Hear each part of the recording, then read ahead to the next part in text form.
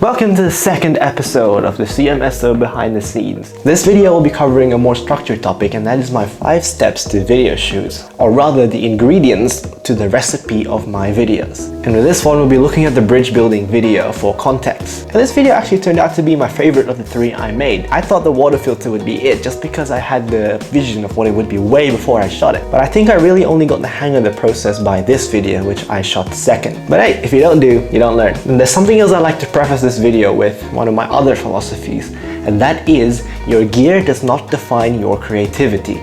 Just because you don't have the same gear I have doesn't mean that you can't somehow recreate what I did with what you have. If you don't do, you don't learn. And that includes the fact that you don't know what you need unless you do it first. My gear comes from experience, and you shouldn't go the other way around and think just because you don't have something you can't do it.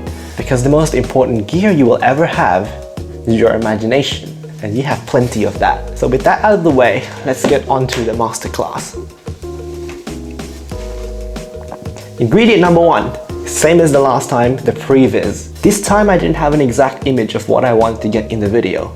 But just as with all the other 3 videos, I picked the music before I started filming. And I found a super cool upbeat track that I felt matched the vibe of the students when they normally do this activity. For some reason, the kids just like to move around and run around more when the bridge building activity is brought out.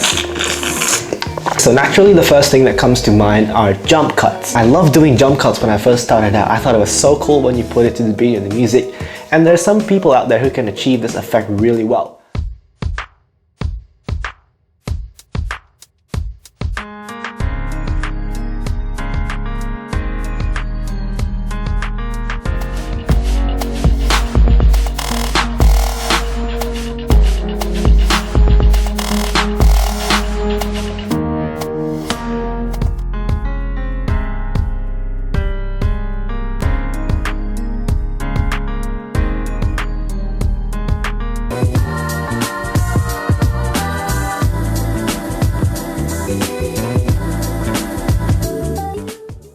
So following that, I just listened to the music over and over again, immediately wrote down any kind of images that flowed through my mind. Like some of the notes here I wrote are just top down, newspaper, flip out from table, newspaper cutting towards camera. Short and sweet, no big details, no specific orders, just something that I knew I wanted to see.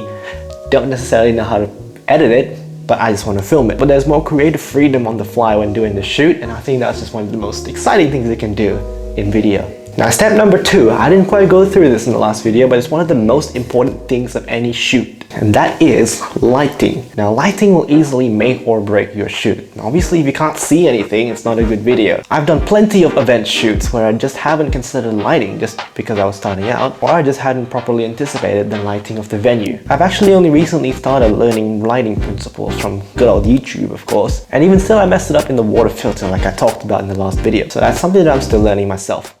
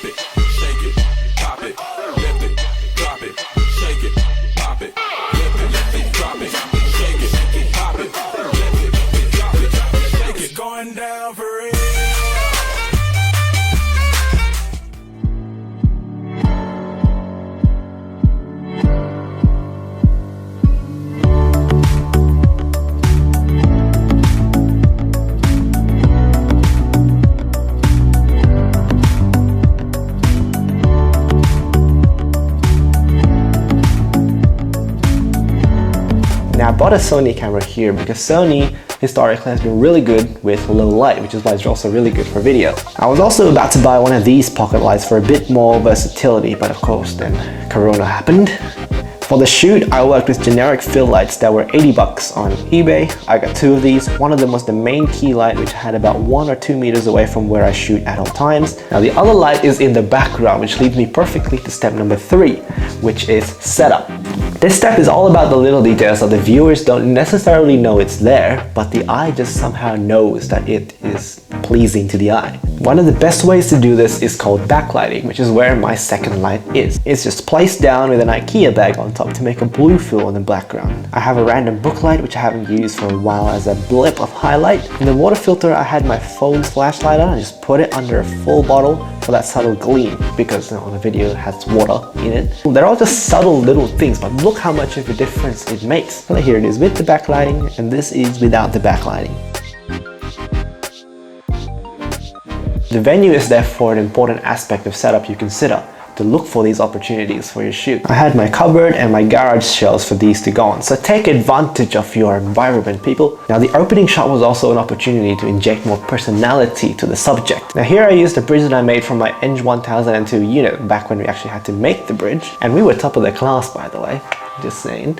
They're all set to be pointing at the main bridge, just fill out the frame to get rid of all that empty space, hopefully distracting the viewers from the fact that this bridge is damn crooked. Originally I wanted the opening to be a slow flying shot under the bridge, and the title just gets motion tracked on top of the bridge. But the music was too short, so I decided to make it a quick fly and have my brother do a switcheroo and be like, psych, that's not the bridge you're making today. I probably could have still motion tracked the title though, but I didn't really have time, I couldn't be bothered. The art is never complete. You just ran out of time. Go back to episode 1 and see how the water filter was set up. The fourth ingredient is of course the gear. You gotta have the right tools for the right job. Now you may not have the most flexibility here because it's a damn expensive hobby, but like I said before, doing more of these gives you a better idea of how to expand your arsenal and what works best for what situation. I'm using a Sony a6500 as my main camera for 3 reasons. Number 1, it has a little thing called IBIS, inbuilt image stabilization. Basically means all the little jittery movements from doing handheld shoots get smoothed out by the camera itself. Some of the lenses out there actually have it in there as well, so you don't need a camera that has IBIS if you have a lens that also has IBIS. Number 2, I've got this beautiful lens for it. It's a Sony 18-105mm f4 G series. It's a type of lens called fixed aperture, which means I can freely zoom in and out and the aperture will not change, which means that the amount of lighting doesn't change and you can have flexibility without having to readjust every time you want a different frame. But of course, they're a bit more expensive than the usual lenses. Number 3, it has 120 frames per second. Now, I didn't really use it much for the bridge, but I did more in the other videos, more on the next episode. Now, I also got myself a second camera, which actually came before the Sony.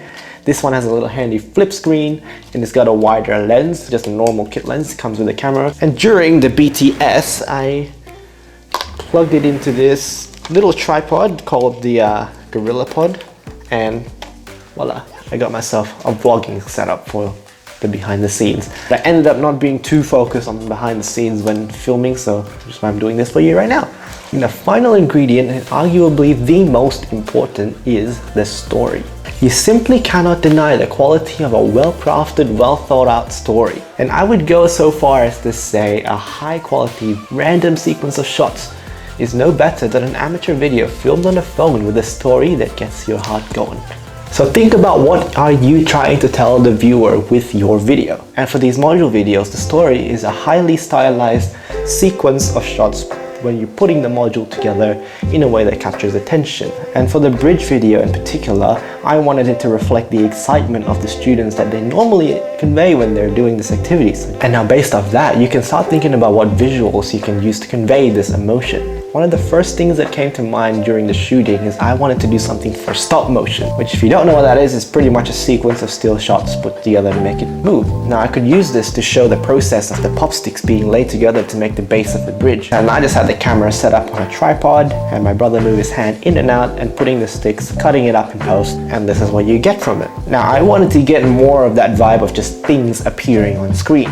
So I had the idea of taking random clips and making them pop in and out. And I put some EWB logos around it to make it more colorful. Bam! you got yourself a sequence that conveys the upbeat emotion through visuals. I actually wanted this to be a bit longer, I just didn't have the footage. I then wanted to stick to that top-down view because I like how the materials look when they just scatter around the table. I think it has a feeling of chaos, but also the excitement of wanting to build this bridge. I told my brother to just play around with the rubber bands, pull out some tape, roll paper, just do anything, and I'll just put it together in post and figure it out later. Like I said in the first episode, I find it useful to plan at least the first few seconds of this video, which is what I did here. So the first couple of shots of the newspaper being prepped, cut up were the smooth transitions that you saw in the water filter, but then we get to the jump cuts. Then I slowed it back down again to give the viewers a chance to see what the bridge looks like, go back to more jump cuts when the bridge get tested, and we specifically built the bridges to fail so we can get this sequence of just the bridge dropping and simulate the multiple attempts that students would make before getting that successful bridge. Now the last shot here actually was not planned, but when I was editing I thought it would have some comedic value if the bridge looked okay at first and slowly just started to topple and we cut away when it's about to crash and burn. So having the story in the back of your head can really help you drive the shoot and figure out what shots you need,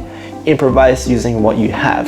And I think that process is one of the most exciting creative experiences you can do as a videographer. Now while the video is certainly not perfect technically, I felt that the story of this video was conveyed much better than the other two videos, which is why it ended up being my favorite. So that's the end of episode 2. The filming process for this one was not complicated at all, so I thought I'd use this to give you an idea of the process that I go through to make these videos. Now again, this is not the absolute correct way to do it, this is just the way that I do it and what I think about when I do these shoots, so that hopefully you guys have an idea of how to do it when you want to do it yourself. Now in the next episode I'll focus more on the technical side of things, the transitions, the camera settings, and the things to look out for during shooting, which will help you in the editing process. So stay tuned to that. It will come in the next few weeks because I have thesis deadlines to take care of. And I'm sure you have some studies too. Don't use this video to procrastinate. Until then, I'll see you in the next episode. Be sure to subscribe to this channel if you haven't already. You know what, give it a like, give it a comment, hit that bell button, and I'll see you in the next video.